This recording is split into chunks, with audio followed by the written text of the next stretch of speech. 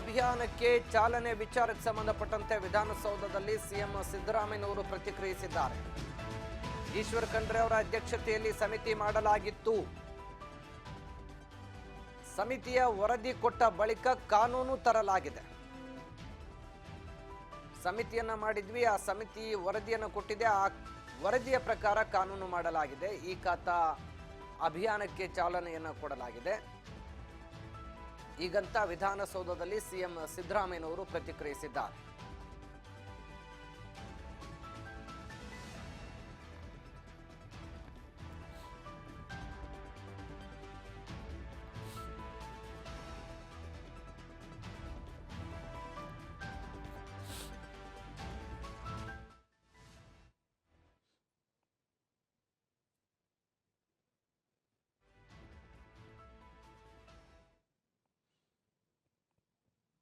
ಸದ್ಯ ಈ ಖಾತಾ ಅಭಿಯಾನ ವಿಚಾರಕ್ಕೆ ಸಂಬಂಧಪಟ್ಟಂತೆ ಪ್ರತಿಕ್ರಿಯಿಸಿರುವಂತಹ ಸಿಎಂ ಸಿದ್ದರಾಮಯ್ಯನವರು,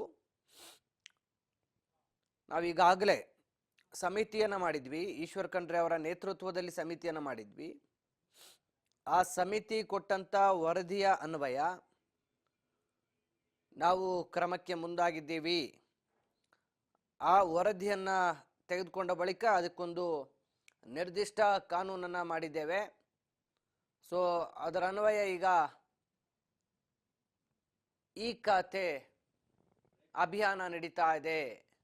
ಇನ್ನು ಬಿ ಖಾತಾ ಅಭಿಯಾನ ಮಾಡಲು ಕೂಡ ಸೂಚನೆ ಕೊಟ್ಟಿದ್ದೇನೆ ಅನ್ನುವಂಥ ಮಾಹಿತಿಯನ್ನ ಸಿಎಂ ನೀಡಿದ್ದಾರೆ.